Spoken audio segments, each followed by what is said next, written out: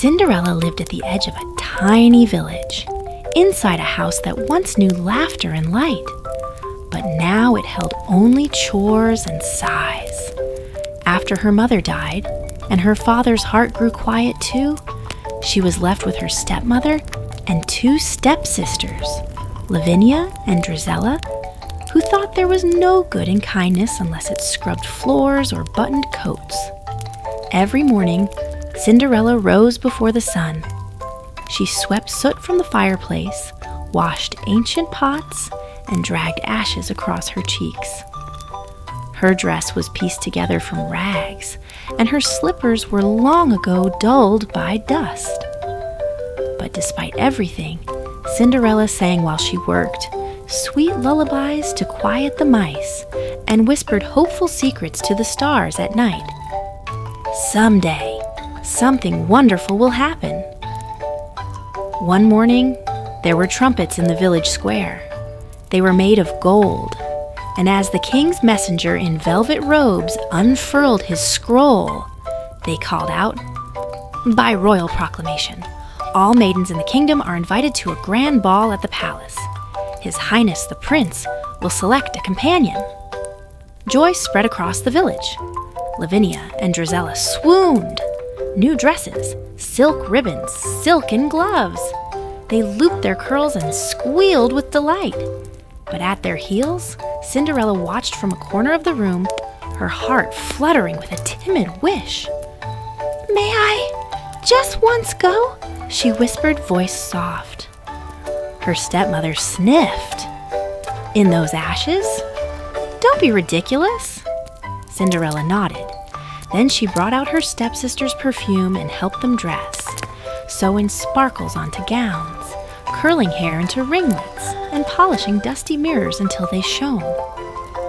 Her heart swelled with hope as they left and climbed into a golden carriage. Once the house was empty, Cinderella crept into the garden she loved best, a secret place under the moonlit rose bushes. She perched among fallen petals, tears glinting in her eyes. "I only wish to dance, just once," she murmured. Suddenly, a shiver raced through the leaves. A chill breeze passed, and the roses sighed.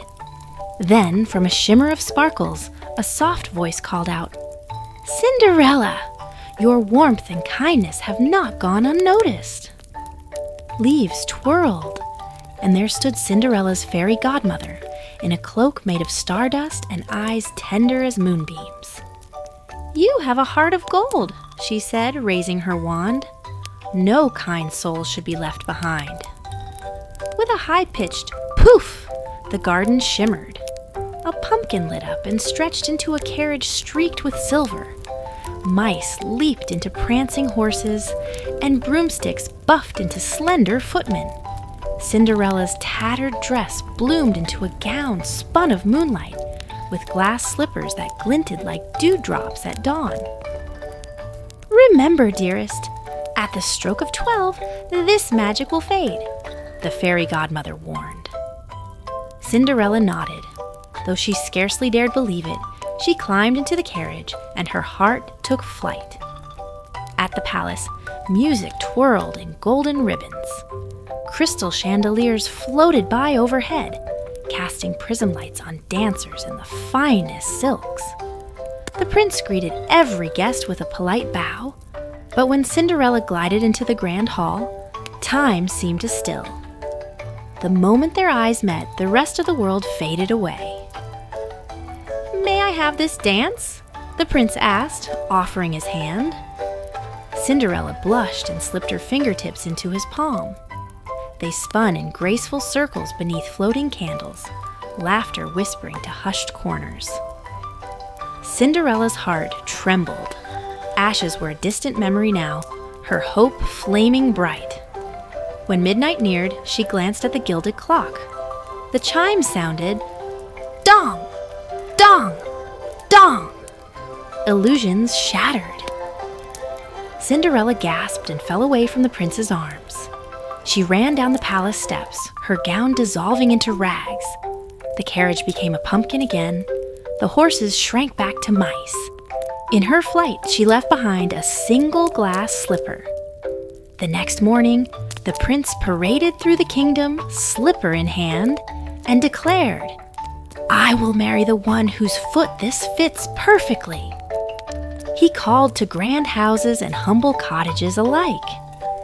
At Cinderella's home, stepsisters vying to be the match tried and failed. The slipper slipped too loosely, then clung too tight. They fretted and fussed until one of the carriage mice squeaked repeatedly and offered to lead the prince to the hidden attic. Cinderella waited at the bottom of the attic stairs. Her heart pounded. She pulled her shawl tighter and wished she could fade away. The prince looked up. Might there be another lady? Cinderella brushed ash from her sleeves and stepped forward. She knelt, slid her foot into the glass slipper, and it fit like a whisper on water. Silence. Then, relief and recognition in the prince's eyes. "You were my dance. You were the one I was searching for," he said softly. Lavinia and Drizella gaped. The stepmother's face tightened in disbelief. Cinderella didn't gloat. She simply smiled with kind eyes. "Thank you," she said. The prince lifted her hand. "Will you accompany me through all my days and all my work until stars cease to shine?" Cinderella nodded. From that day on, the kingdom would know her not just as a matching slipper, but as a girl whose kindness sparked courage and whose belief brought magic to life. No one ever forgot how her soft whistle helped mice find crumbs, how she sang lullabies to birds, or how she laid petals on windowsills like quiet blessings. Cinderella walked into the castle not as a bride of silk, but as a queen of the kindest heart. And every night, when the moon brushed silver across palace walls, Cinderella sat by the windowsill and whispered into the breeze, "Magic is kind when it comes from love."